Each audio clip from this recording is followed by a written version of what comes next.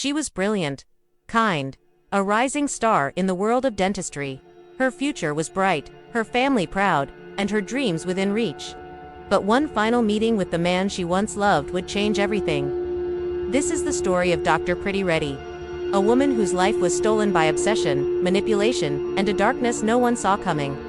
Until it was too late, Pretty Reddy was born on October 19, 1986, in the bustling Indian city of Pimpri. Her parents, Narasimha and Sharita Reddy, were highly respected medical professionals, and they raised Pretty and her younger sister Nithya in a loving, supportive home.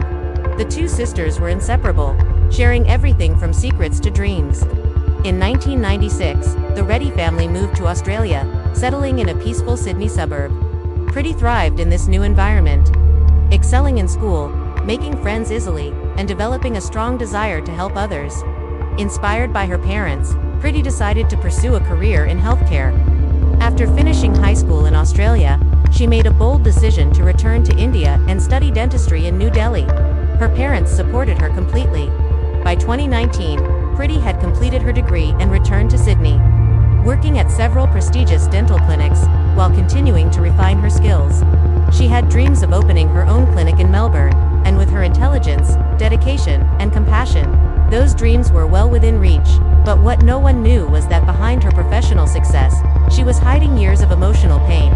In 2013, while studying at the Royal Dental Hospital in Melbourne, Pretty met a fellow young dentist named Harshan Nard, known to friends as Harshi. He was also of Indian descent, came from a family of medical professionals, and seemed charming at first. Their relationship developed quickly, but behind closed doors, it was deeply toxic. Harshi was possessive and manipulative. He questioned her constantly, controlled her through guilt and emotional pressure, and slowly chipped away at her confidence. Pretty became withdrawn and anxious. She never introduced Harshi to her parents, and avoided speaking about him. Only Nithya and a few close friends knew he existed. Their relationship was an emotional roller coaster. Constant arguments, painful breakups, followed by emotional reconciliations. Each time she tried to leave, Harshi would pull her back in, promising change, but never delivering. He lived in Tamworth and pressured her to move in with him, but Pretty refused.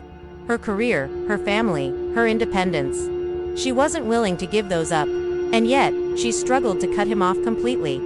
The emotional grip he had on her ran deep. For years, they cycled through the same toxic pattern. And though she never brought him into her home or family life, Harshi remained a shadow in the background, refusing to let her go. In late 2018, Pretty finally found the courage to end things for good. And just weeks later, something unexpected happened. She met someone new. A kind, compassionate physician from Melbourne. Their connection was instant and sincere. For the first time in years, Pretty seemed genuinely happy. She proudly introduced him to her family and began planning a move to Melbourne to be closer to him. She started applying to clinics, received multiple offers, and looked forward to a fresh start, free from the chains of her past. But when Harshi found out she had moved on, he was consumed by jealousy. He began calling her, messaging her, even threatening her. He told his brother he couldn't accept that she belonged to someone else. He referred to her as if she were still his. A possession, not a person. He said he was ready to take drastic action. On March 1, 2019, Pretty and Harshi both attended a dental conference in Sydney. She was staying at the Urban Hotel with colleagues. He had booked a room nearby at the Swissotel. Throughout the day, Harshi followed her, watching, waiting for a chance to speak. Pretty told her friends she felt uneasy, like he was stalking her. The next evening, despite warnings from her friends, Pretty agreed to meet him one last time. She hoped for closure. At 6:30 p.m., hotel security footage showed Pretty's Volkswagen Golf leaving the garage with Harshi in the passenger seat. They drove to a restaurant. Waiters and guests later described the dinner as tense. Pretty looked anxious, uncomfortable. Harshi kept reaching for her hand, interrupting her. She told him she was moving to Melbourne, that she was in love with someone else, and asked him to let her go. But he wasn't listening. After dinner, they argued outside for over an hour. Eventually, they drove away and ended up at the Swissotel, the hotel where Harshi was staying. At 3 a.m., security cameras captured them entering the building. Pretty never came back out. The next morning, Pretty called her sister and said she'd be home in a few hours. 5 minutes later, she called Harshi and told him she loved him. That was the last time anyone heard from her. By afternoon, Her phone was off. Her family immediately sensed something was wrong. Nithya tried calling Harshi, but he ignored her. When he finally picked up, he was dismissive, saying Priti was probably fine. Then he called again, furious, accusing the family of ruining his name by contacting his friends and co-workers. Later that day, Harshi went to the police. His behavior was erratic. He was sweating, pacing, changing his story. First, he said he barely spoke to Priti. Then he admitted to dinner. Then he claimed he had called her a cab. But police weren't buying it. A detective casually mentioned that they were reviewing surveillance footage from the hotel. That comment seemed to shake him. Hours later, Harshi was dead. His BMW had crossed into oncoming traffic and collided head-on with a truck. It wasn't an accident. He had taken his own life. The next day, Priti's car was found abandoned in a quiet Sydney suburb. In the trunk, stuffed inside a blue suitcase, was her lifeless body.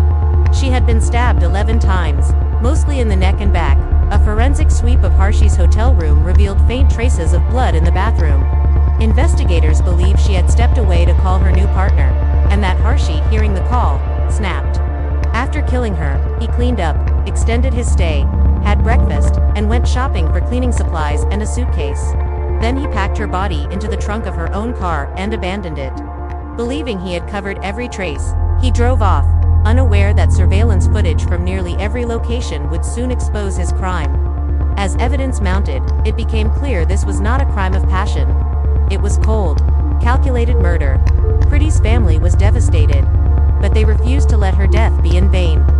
They launched a campaign to create Australia's first dedicated centre for women affected by domestic and emotional abuse, offering legal support, safe shelter and counseling. They used their grief to build something powerful, something lasting. Priti Reddy's story is more than a tragedy.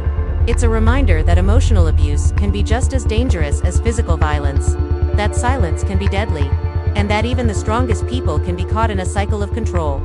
Love should never hurt, and no one should have to suffer in silence. If this story moved you, please consider liking the video, leaving a comment, and subscribing to Veil of Guilt. Your support helps us continue to share real stories that deserve to be heard. Thank you for watching. And remember, speak up, stay safe, and always trust your instincts. Your support helps us share more stories that deserve to be heard, and gives a voice to the victims who no longer can speak for themselves.